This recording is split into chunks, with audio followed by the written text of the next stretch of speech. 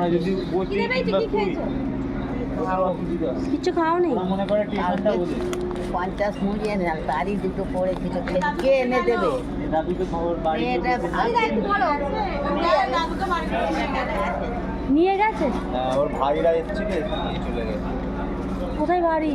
বাউরিয়া। অবস্থা খুব খারাপ নাকি? অবস্থা বলতে কদিন তো জড়িয়ে গেছি, উঠতে পারতো না।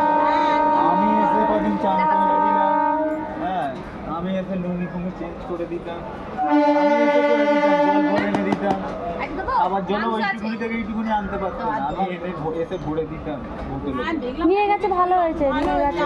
লাস্টে ওনার ভাই আসতে আমি বলে বুঝিয়ে বললাম, হ্যাঁ আপনি নিয়ে যাবেন যখন বলছেন নিয়ে চলে যাবেন। বইদের নামে বদনাম দিয়ে পাঠিয়ে এই পরশু দিনকে নিয়ে গেছে। ভালো হয়েছে। আমরা যেদিনকে এলাম তার পরের দিনেই নিয়ে হ্যাঁ গেছে। হ্যাঁ, তারপরের দিনকে আমরা নিয়ে গেছে। রাত্রিবেলা যেদিনকে এসেছিলাম, আপনারা যেদিনকে রাত্রিবেলা এসেছিলেন তারপরের দিন বইকেলে এসে নিয়ে চলে গেছে। তোমার কাছে কম্বল আছে?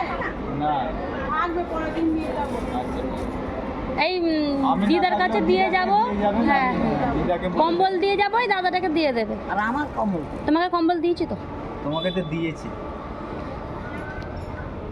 দিদা আমাদের অল্পতে কেন যে সন্তুষ্ট হয় না। জানি না সত্যি।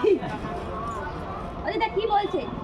কি জানি, যা বলছে বলছে। একটু মাংস দেবো?